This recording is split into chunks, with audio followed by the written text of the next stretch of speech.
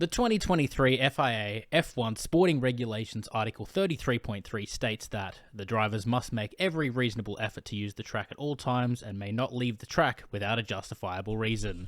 Drivers will be judged to have left the track if no part of the car remains in contact with it, and, for the avoidance of doubt, any white lines defining the track edges are considered to be part of the track, but the curbs are not. With that in mind, let's talk about the Austrian Grand Prix. How you doing? No. How you doing, Carl? Let's Cue the jingle. Cue the jingle. The jingle that's not... Yeah, the... That's how, might as well be our new intro. Actually, before we go on with that, I want to let everyone know the mid-season podcast that it's coming up after Spa. Yes. After Spa, so sometime during the mid-season break, we'll be doing a podcast where just looking at all the general F1 news, with which there is a shitload at the moment. I've been making lots of notes and kind of just looking at the general performance of the 2023 drivers, teams, etc. as well, sort of a bit of a look back. But if you have any questions or topics you want us to sort of talk about or look into or answer, please let us know in the comments. We'll be trying to answer those. It'll probably be quite a bit longer than our usual sort of videos. So we want to try and delve into a lot of the stuff that's been popping up. But let us know in the comments below. But Austrian Grand Prix, did you enjoy it? Obviously, we had the sprint as well. Yes. But it was a bit crazy, wasn't it? It was crazy across all days. I was lucky. I set aside some good time to sit down and enjoy it, because on every day there was plenty to look forward to, which is the whole point of the sprint weekend. They're trying to say, let's put on a show every day, and certainly there was a show on every day. It was fantastic. Yeah, it was really good. It was. I think I don't know if I said to you, but I said in just response to the sprints, like, that's what a sprint should feel like for F1. Like, that's exactly what it should feel. It was 27 laps of just like elbows out, almost kind of like you have no idea where to look, because there's just battles happening absolutely everywhere. It was wild. And obviously we had the wet to dry conditions, which sort of, you'd have to say it spiced it up a little bit, as it always seems to. But you look at that and you're like, this is when they probably had the sprints in mind. This is probably what they were thinking would hopefully happen. So I'm glad that at least we've seen, okay, this is, if they can sort of work towards getting that on a more regular basis, then that would be, I guess, a good thing. But yeah. And I think we saw signs, this was the second sprint race under the new sprint race format.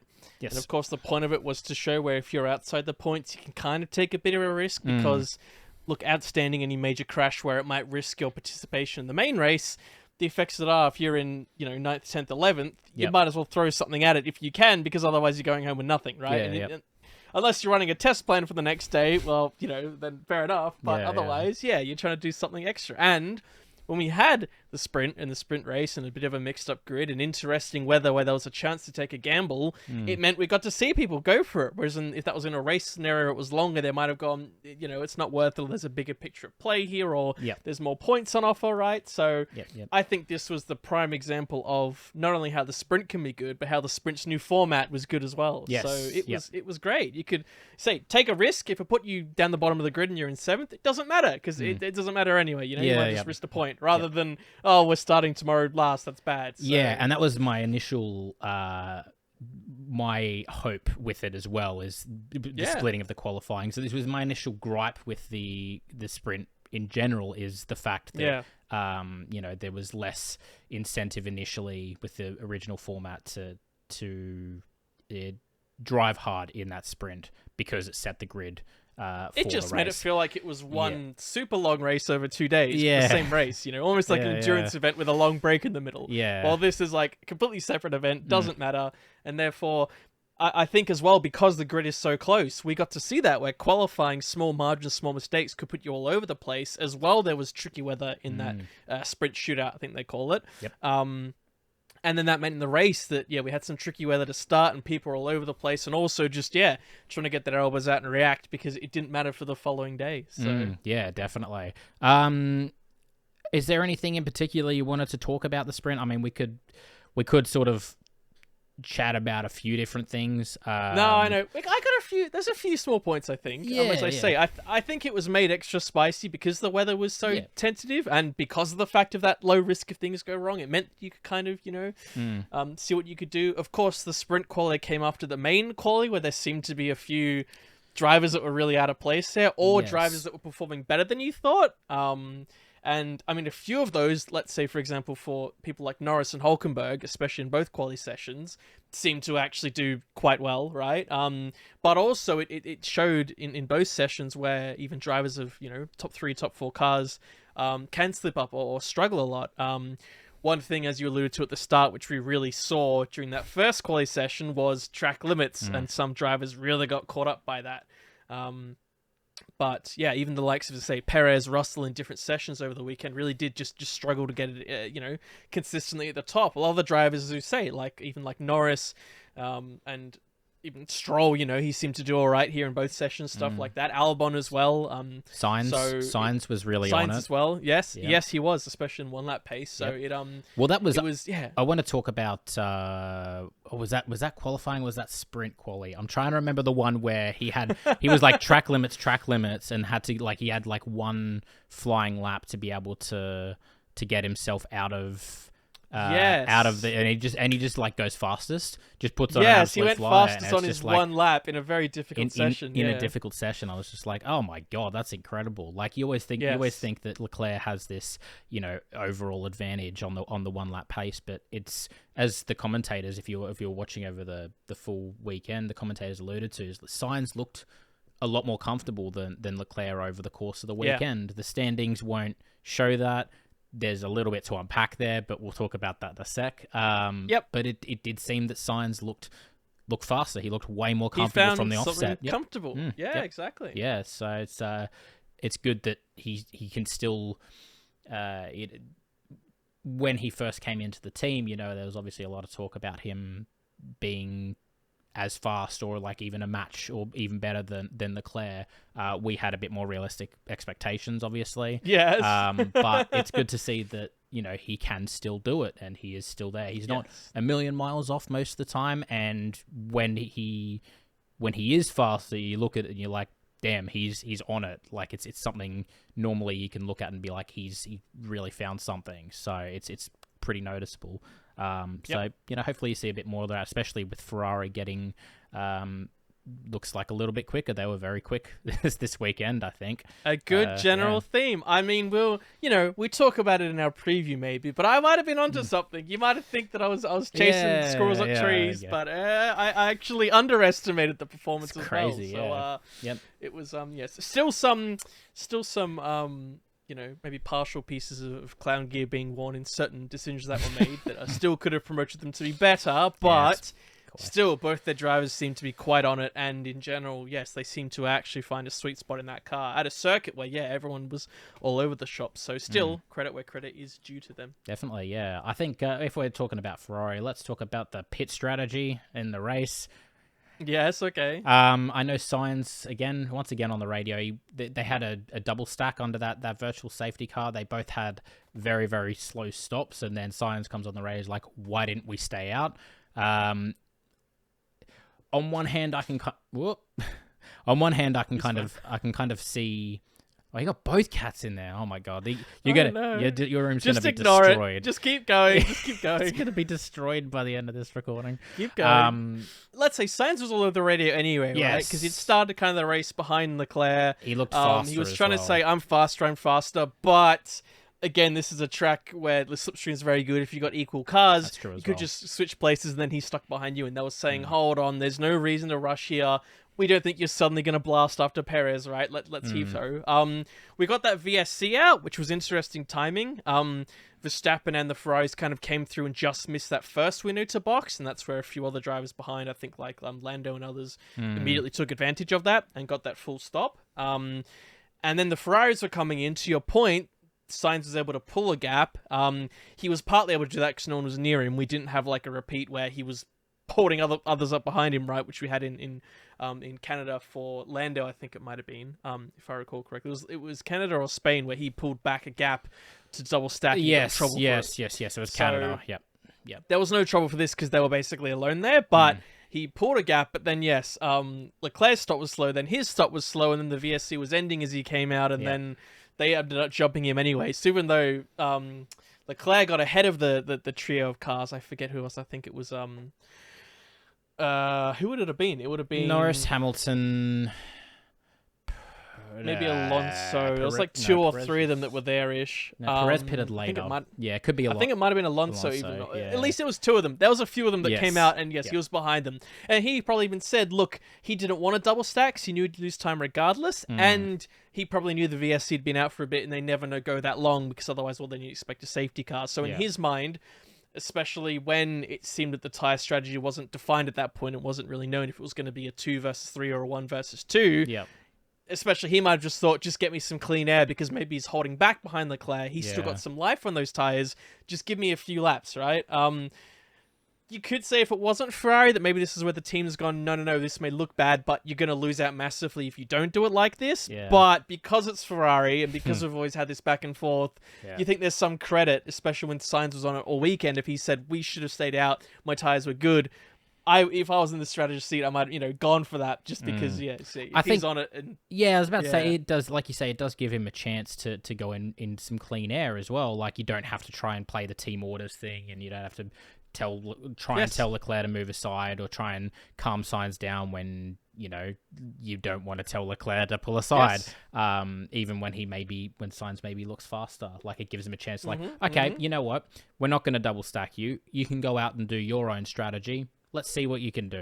If you're faster, show us that you can. And they could inform him. They could say, the other... Give him the option. As I say, everyone boxed behind him. They had like half, 3/4 of a lap to at least think about it, right? It's not like they had to make a snap decision in 2 seconds. They'd just gone through. They saw the others come through. Obviously, they knew for Leclerc, while they were still coming around, that VSC was at least still active as he was entering the pits. They thought that makes sense. But for Sainz, they could have gone, do you want to box with Leclerc? How do the tyres feel? Those behind you have boxed, but you want to stay out. Maybe they did have that conversation, but we didn't hear it. We don't hear everything. But based on what he said when they came out, it sounds like that didn't happen, right? Or at least they said to him, no, this is better. And he was like, well, how is this better? Now I'm stuck behind them. And as we saw in the results, that did matter. That he that really put him back, and it kind of, So as much as we say the Ferrari improved and Sainz had a spark, there's still something there. You go, it doesn't look like that was applied right at all.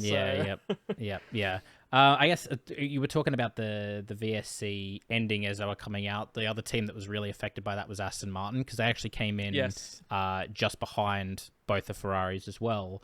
And Alonso lost a couple of places, but Stroll lost quite a few places and ended up right at the back of a train. I don't know how fast he was going before then. I'll be honest, I wasn't really watching his progress through the field or his lap times, but I think they just got a bit unlucky with that one. Alonso ended up, after penalties applied at the end of the race, again, we'll get to that, and ended up P5, which I think is it's probably about where that car was this weekend. The most he could have gotten out of it. Yeah. So that's Aston's an interesting one again. Like, it feels like they'll come back and they'll be the second fastest team, and then it almost seems like every second race now it's like, oh, okay, they're not quite as strong. They're like the third or fourth fastest team, and they'll probably next weekend in Silverstone they'll probably be the second fastest team again. Who knows? I don't know if that's credit to the other teams just closing right up to where Aston was, and now there's just such fine margins that it can sway, kind of like the rest of the midfield has. Whether it's that, or whether Aston kind of just don't like the couple of these tracks that have come up recently, like it's just fundamentally not that quick on these circuits. But whatever the case is, it's good to see Ferrari particularly back up there. This is the first track I think I've seen that they've really shown that they're podium material. Mercedes had a little bit of a stinker. Hamilton was obviously complaining a lot about various things, but as Toto was saying, is like basically compensating for the car being shit. And then you had McLaren with Norris, the new package on the McLaren as well, and he was up there, ended up P4, and that's really promising for, again, that fight up at the top. So Yeah. I think it's if it is, even if it's just going to be those fine margins every single race, that it makes it more fun not knowing who's going to be there this week. I think that's really cool to see. So regardless of what Max does out in front, so which we haven't even mentioned yet. Max won. No, crazy. I know. Yes, mental. You're right. There is a bit to unpack there. I think it's both a trend for Aston in terms of the tracks. I think these tracks where they are kind of these middle speed corners where the traction zone isn't so reliant, they do seem to struggle on a lot.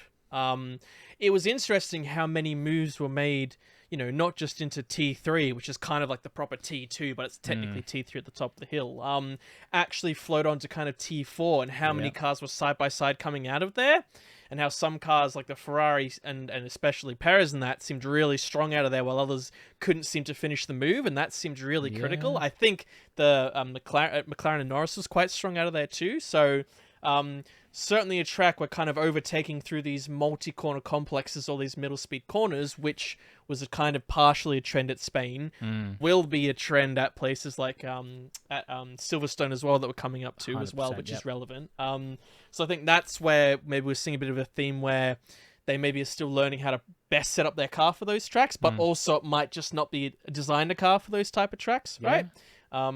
It could be that maybe Alonso was having a bit of an off day. Now, I don't say that because I want to say that Stroll was only closer to him because Alonso was poorer, right?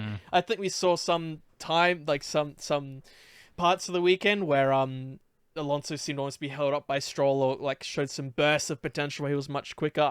I still want to give some credit to Stroll that at least in a vacuum they seem closer there, and regardless of what that is, fair credit to him, right? But to be fair, I think Stroll out-qualified Alonso in qualifying as well. It's true, yes. There is something there. There is a little bit there, like he wasn't quite as far off Alonso as he has been, but again, whether it's Alonso, like you say, was it Alonso having an off day, who knows, but it's still good to see him close. He didn't show that much frustration. I mean, in general, he's in a good mood, so he's not going to. But most of the chat seemed to just be like he was accepting what was going on, as if they'd already come to terms that this wasn't a best track for them.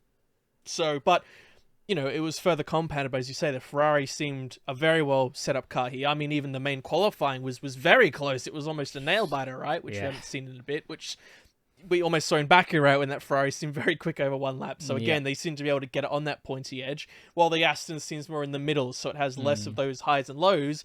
And if other teams, including now the McLaren, that version 2 car that Lando has, he seemed really comfortable out there and really confident, which is much what we saw in prior years. I will say as well, as much as Piastri seemed to fall down, I think he had a lot of bad luck, and B, he doesn't have the new car and isn't going to for a few races. I thought he was getting I thought he was getting at Silverstone. I'm not sure. I heard that it was 2 races later, but they may have sped it up. It may be right. Yeah, I feel like they said it was 2 weeks. I could be wrong on that, but irrespective, Lando was kind of getting first taste. Now, if this just isn't coincidence and this is the new car's performance, well then, we'd expect to see Piastri up there as well. But irrespective, I say Leclerc being up there and Norris being up there also didn't really feel like luck. It actually felt like, good strategy and strong car and driver performance, which is how they kind of got the best over, as you say, Alonso and the Mercedes, which seemed to really struggle, couldn't get a car together, and the others just seemed to manage their weekend better, and therefore the Mercedes were the de facto, 3rd, 4th, but 5th, maybe 5th best, quickest car out there. Yeah, that's it. So, and then everyone else kind of behind, even if I look now, is all over the place, right? With the Alpines, even the Astons coming back there. The Alfa Romeo, which seemed dog dirt in qualifying, actually was okay in the race pace. It was a good weekend, just a good weekend, good track to show that, you get it nailed, you get up there. Otherwise, it's all over the shop. It's quite tricky. Yeah, definitely. Let's just talk about the race then, because I think the point that I had sort of ties into the whole track limits thing, which I kind of want to leave until after we've talked about. The race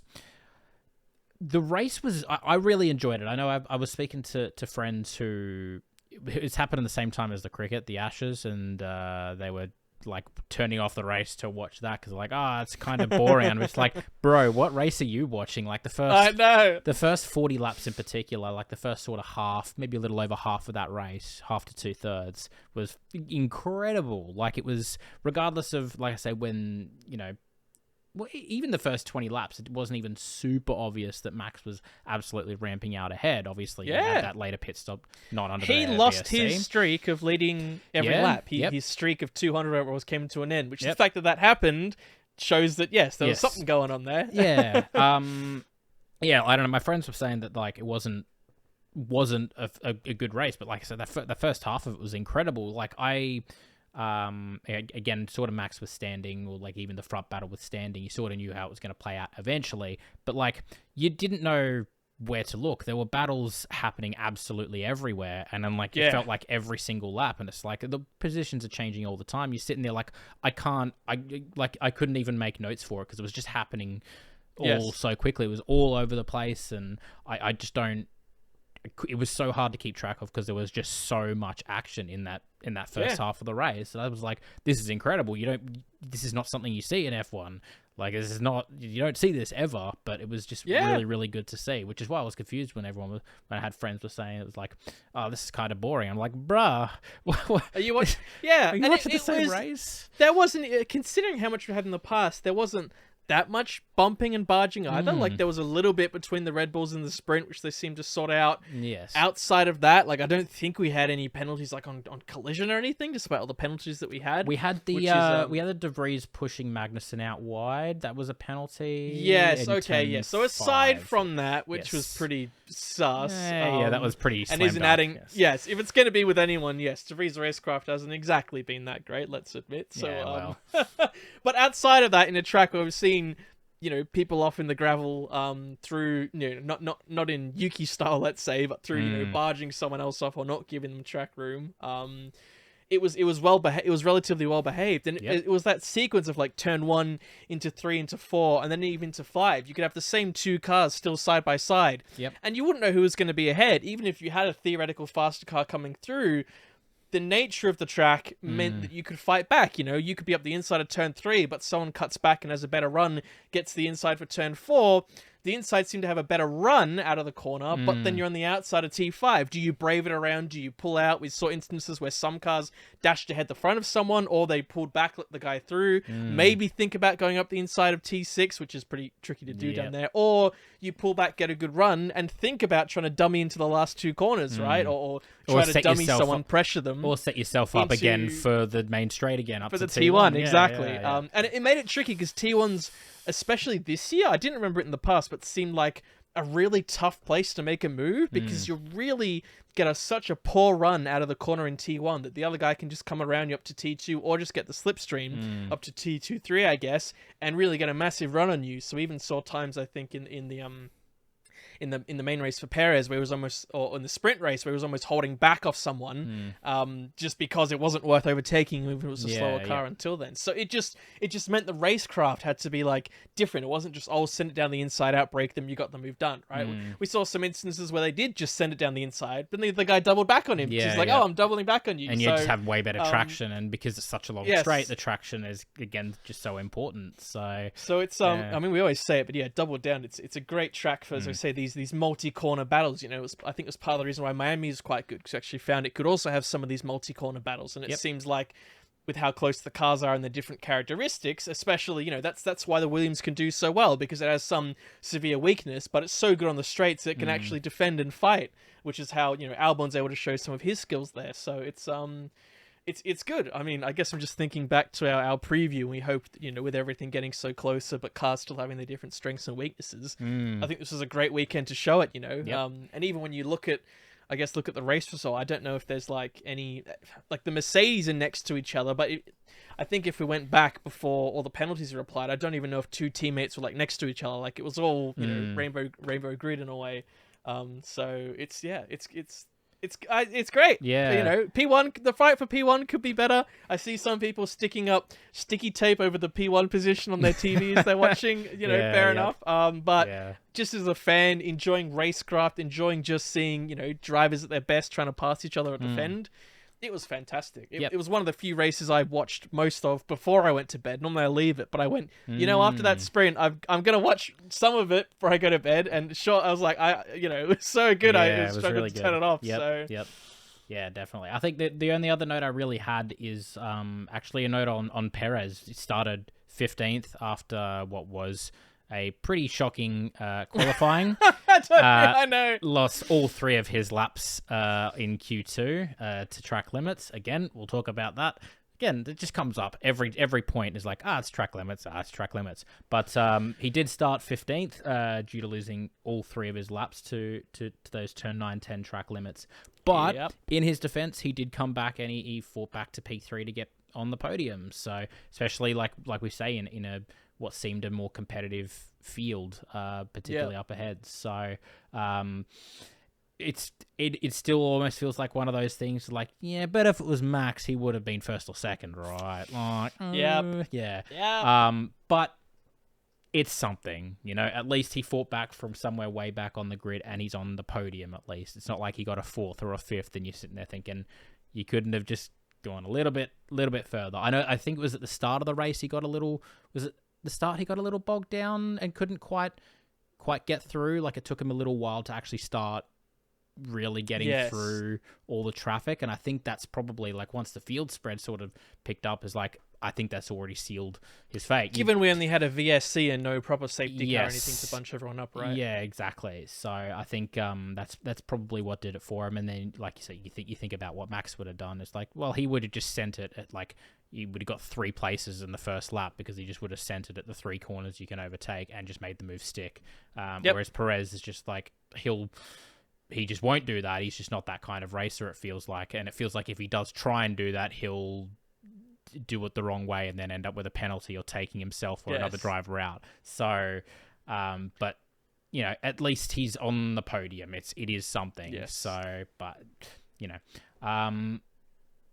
We did see his aggressive style. I've always liked Checo, but I always known he's been a very aggressive elbows out driver. Yeah. I think everyone agrees that Sainz over the radio was being a little dramatic when he was saying he was being intimidated. It's like that's the point of someone trying to pass you. They want to psych you out. You just that was but Perez does have a very elbows out nature. We saw that at the start of the sprint, right? It's part of the reason why I like him, but I know he can take it too far, so I'm not going to be an apologist when he tries to go to the radio and go, I didn't see him. It's like, yes, you can play the mind games if you want, but you're not kidding anyone here. Yes, it wasn't just a simple charge to the field. It kind of blended nicely with everything else going on. It wasn't the one thing to watch, right? There was plenty else going on. Oh yeah, definitely. Like if you didn't like the battle up front or even up, which the first few places, you could just look down the field and look at any battle and you'll find something interesting to watch. So even if when Max passed Leclerc, he was able to give him a wave as he passed by, he was that confident in what he was doing. Yeah. And the free box for fastest lap, we can't forget that as well, for extra style.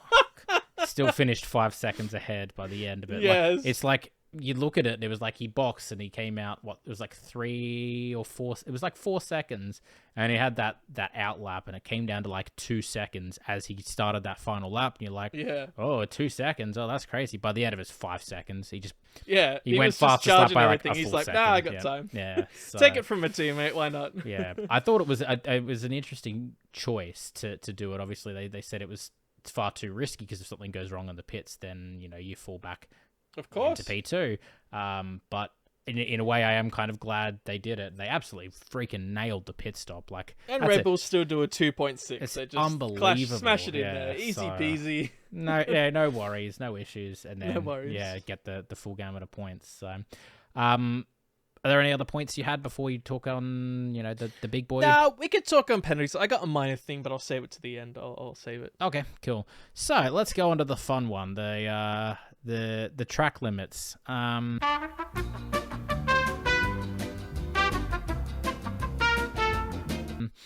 You sent me a. You want to take this? yeah. Well, I mean, if you want to keep, you can intro it. Go on. I was going to say you. I think you showed. Well, you showed this to me. You probably know a little bit more because I think you read up a bit more on it. But the picture that you sent me, we could put that up on screen if you're watching on YouTube. This is a screen of all the post-race penalties that were applied. So these are not even the ones that were served during the race. Pretty much, I think 4 track limits. I don't know if Ocon's was also a failing to serve his one correctly, because I know that was a pending one as well. Failing to serve his time penalty correctly I think that's in how the Yuki got race. slapped with another. I don't know if Ocon also got hit. Right, okay. But yeah, I mean, Ocon ended up with 30 seconds worth of penalties and drops 3 places as a result, which is Which you may look at that chart and go, why is it written like that? We'll go into that as well. I can cover that. Yeah, cool. I actually don't know, but yeah. Yes. But yeah, you can, if you're watching on YouTube, you can see that, Sainz had 10 seconds. It dropped him 2 places. He was probably the biggest loser out of this. He would have ended up 4th and ends up P6. Hamilton loses a spot down to P8. Gasly loses a spot down to P10. Everyone below that, it's not as important. Obviously, they were never really in the points to begin with. But you look at that and you think, and if you're watching the race, you know just how insane it was. How many... They had a number of 1,400 instances of track limits. Throughout the weekend, throughout the triggered weekend. for investigation. The automated alert went triggered for investigation. Unbelievable. I know it was an issue last year a little bit, but not to this It's extreme. always been a little bit of an issue. Yeah. I mean, yeah. I'll let you finish your thoughts anyway, and then I'll go No, that's right. I was just gonna say, I kind of had more of a posing question, but looking at that, that's... Whoa, hello. Distraction. Oh my goodness. Yeah, looking at that is looking just... at the chart. Looking at the chart is... It's quite unbelievable that there's this many penalties. I don't think I've ever seen this many penalties ever in a Formula One race in my life. No. It's actually crazy. I just don't... the question I had, and you can choose to answer this now, or if you want to bring up, or if you want to bring up your point first, but there's kind of 2 ways of thinking about this. There's one, it's okay, this is obviously it's a problem. Do the FIA look at this and say, okay, do we need to change how not even how the track limits works, but do they have to bring gravel in, or do they have to, maybe at this track in particular give them a bit more leeway, or sort of change how it plays out at this race? Because obviously it has been a little bit of an issue, and this year has been particularly bad.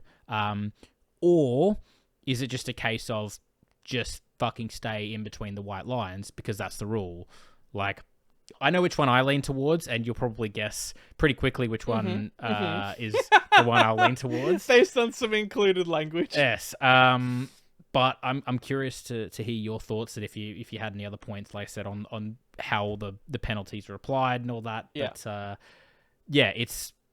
it's a big talking point. I think it does have to be discussed, but whether or not it needs to actually change, or whether or not you just stay in the white lines is, I think that'll be up for debate for a little while. But yeah, I'm curious what you think, or what you know.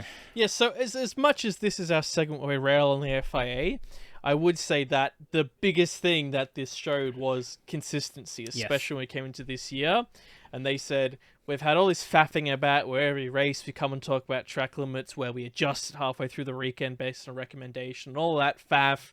For a while, we're just going to black and white say there's a white line there, even if there's a curb afterwards. If there's a white line, you're 2 off. It gets pinged by the system. We check it. If it's clear, right, then you're out of there, right? Then your lap is gone, or you get marked as, a warning. And we have had plenty of races this year, and you feel like even before this race, the amount of black and white flags of track limits has quite a lot more increased, because they've actually just put a foot down. And in places like, if you think about Bahrain, like at the start of Sector 2 or so, there's that corner that used to always run super far out, because turn it's the 4, more... is it? Is that the one that Max Lewis, where Max had to give the place? But turn 4. Yeah. So so that's when the past, where they've kind of imaged to say, well, you can go out there, it's okay, because we, say it's okay or whatever. Whereas now they said, right, rather than us just trying to figure it out, let's make it black and white. So I'll say from that perspective, everyone came in knowing the rules. Yes. There's a few reasons why it's still flagged so much, and probably a lot more than some people would guess, or why it was so almost tricky for cars to kind of avoid it. So I'll go into a few of those. So part of it is in previous years. They've often had either curbs that are a lot rougher or sausage curbs very close to the edge there, which has meant that if you do go out there, yes. I think a few years ago we saw cars like the Alpine go out there and it just shredded the wing and the floors, and which really deterred drivers from going out there, right? Yeah. Reality is that anyone who's done this track in sim racing knows that these two corners you really do need to push it close to the edge because it's one of those corners where you really can make up so much lap time if you get it right. And even if you're starting to turn into the last corner and kind of throw it out, you're often predicting how far it's going to go out. You've got to take a risk on how wide the car is going to go. Yeah, right? you got to predict the slip that's going to happen. Yeah. It makes it very difficult, which again, these are the best drivers in the world, so that's not an excuse, but that's why it is so tricky. And they almost removed the immediate concern if you do go wide, which is actual damage, right? As you say, we had 1,400 reports. There was very little to no reports of damage, right? There's very few, no more than a normal race weekend in the other circuit. It's not like everyone's car every second lap had bits flying off it everywhere, right? Yeah. So there was no real-time punishment to go out there. And it's just an effect of these cars being more aero-ground dependent cars, which means when they're going through corners, they generally do, grip up but slide out more. And the whole weight will, of course, make it, harder to judge it, to pull it in a car. You're not in a go-kart where if you're going wide, you can suddenly pull it in. Once a car's in motion, it's moving, you've got to kind of let it do its thing. And with the, with the weather, with dirty air, that can change everything. So I still think people may be surprised. Like, it's still surprising even with all those factors not considered, right? Even super early on, we saw like a few laps in where it said, people on the radio going, "Oh, Hamilton, you're going wide," or "You've got 3 cuts." We said, "Oh, is this just drivers on the radio, pointing at each other going, he's going wide, he's cutting there," because that's what they always do. And within a few laps, it was like, there was Hamilton black and white flag. You're like, it's like lap 7 or 8. What do you mean? I think it was lap like 15. Yeah. It was a little further in, but still early. After it was 71 very laps, early for that. Yeah, like lap 15, you're getting a black and white flag on a track that is already, through the sprint and the qualifying's already notorious for, catching you out by, millimeters. It's like, you're going to get a penalty. Like, from then, I'm just like, he's going to get a penalty. Like, there's no way he can keep it within the lines for the next, 50 laps. There's not going to do it. So, and we weren't sure if it was just him, because then he immediately came on the radio going, this cut's so hard to keep in the lines, whatever. And he was complaining about Norris and everyone. I mean, he was complaining every he was radio trying message. To complain. And at that point, you might have thought, oh, well, this is just Hamilton being Hamilton. But then we subsequently saw for lots of other drivers, for Yuki, I think it was then for, for Ocon, for even Hulkenberg, even when he retired early on, he still had enough where he technically did have the black and white flag. Yes, even though he was out, they just hadn't displayed it because, of course, they have to double check these things like a fine tooth comb. That was weird. So, like, it said I was like, it said Hulkenberg black and white flag, and I'm looked down at the bottom like he's the Haas DNF, right? He's like, gone. Yes, he's already gone. Like 3 laps. Okay, fantastic. Well and that message popped up pretty soon. I think they realized, but they still it showed that it took them a few laps to get on top of it. Well, it's understandable with the 1,400 that they had to go through. Like, and I think that's, there was obviously Well, I think that's the only other, I guess, counter argument to what I was saying is, like, rather than just keep it in between the white lines, if they're going to have to review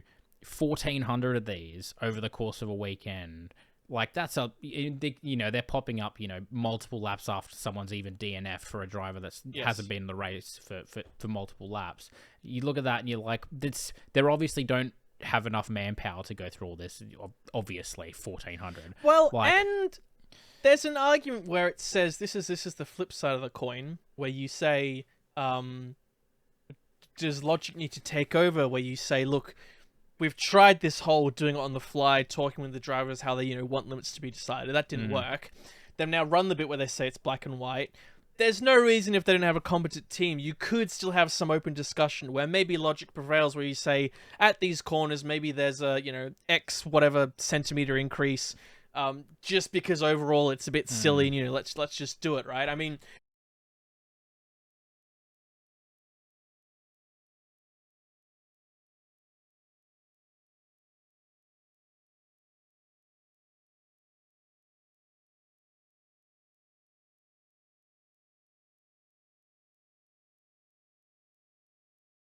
and you look at like Lando and Alonso from very early on, they were telling, they said, as much as you want to go out there, do not go out there. Yep. Because other people are going out there. And with them being in that close battle, that's when they were like, right, even if I lose a little bit over time or get past, the guys that are already doing it, it's going to be harder for them to adapt. Yeah. Whereas if the others hadn't done it so much, then they could adapt. Yeah. I mean, but yeah, so I guess we still need to cover why all the post penalties, why the strange numbers and such. Yes. So reality is, as much as they reviewed the obvious ones, there was still a lot of minor ones they had to review. Yeah.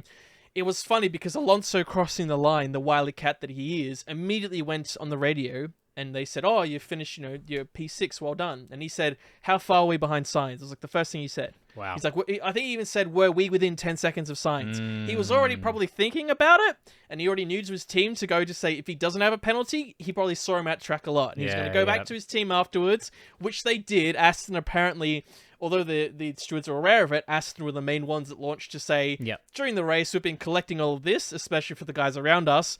Make sure you double check this and go through a fine-tooth comb. So then that's when the stewards came out and they said, right, we're going to check this. We're going to do it as fast as we can. And to their credit, they didn't take that long to do it. It was only a few hours. It could have been something massive, right? But they still did proper process.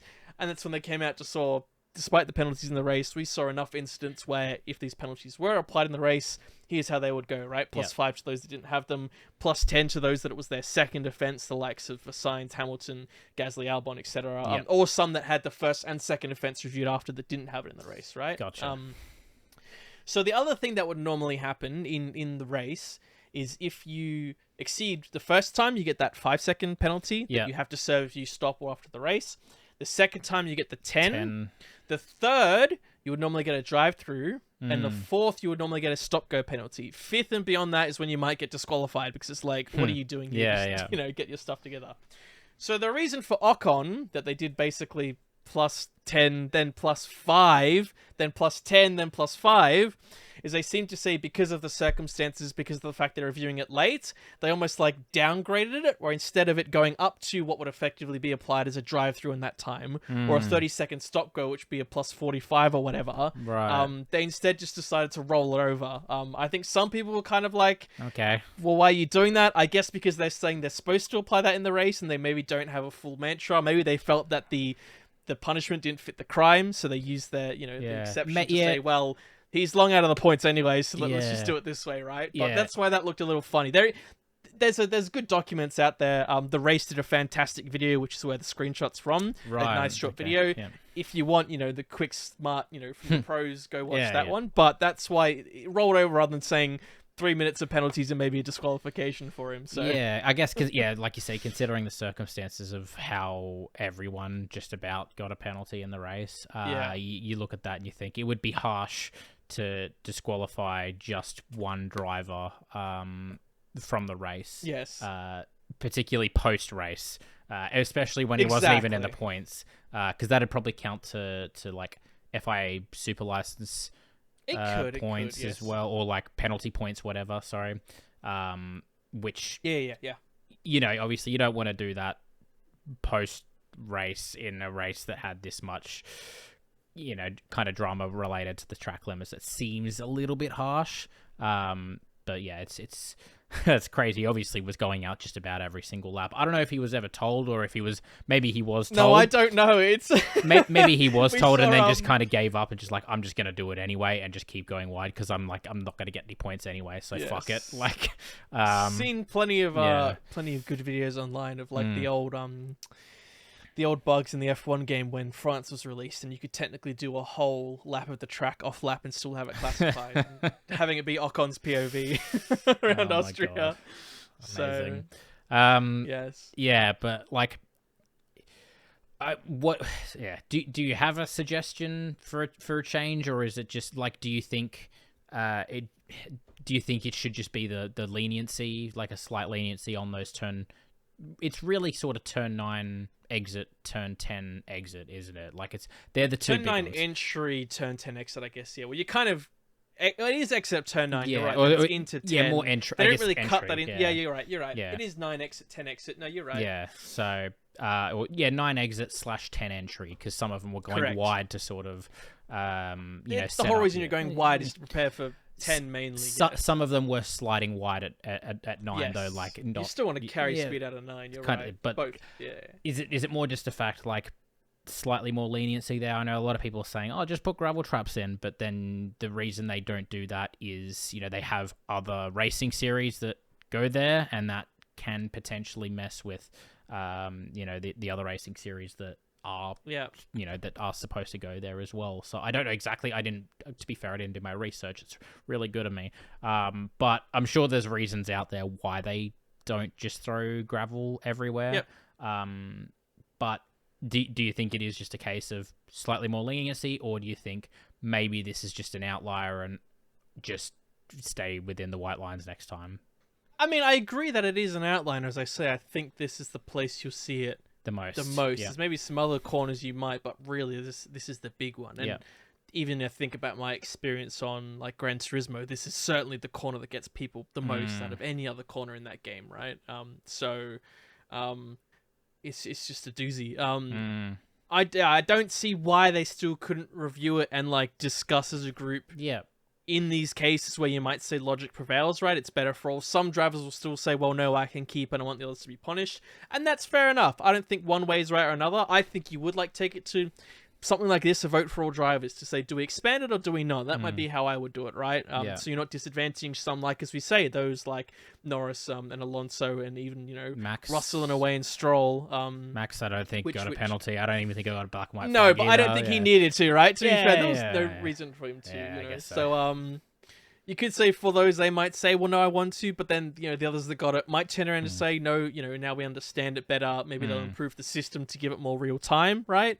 Maybe they can have it to a point where very little human intervention is needed, where it can be almost, 90% of the case given certainty through an automated process. Yep. It'll be raised. It'll be re-raised next year, right? It may be raised at another track where it may come up again. I can think about maybe some corners that Japan, Suzuka might have it because they have some similar corners. Yeah. But I know that their exits often do have a lot of grass or gravel, so it may just... I was thinking like... It depends how big the curve is, But Degna's have like...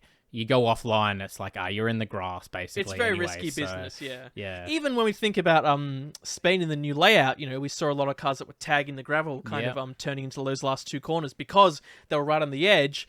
And I think we had a case where Lando had a lap deleted, even though he basically had his left corner right on the brisker being in the gravel because it was just wide enough where you could corner cut.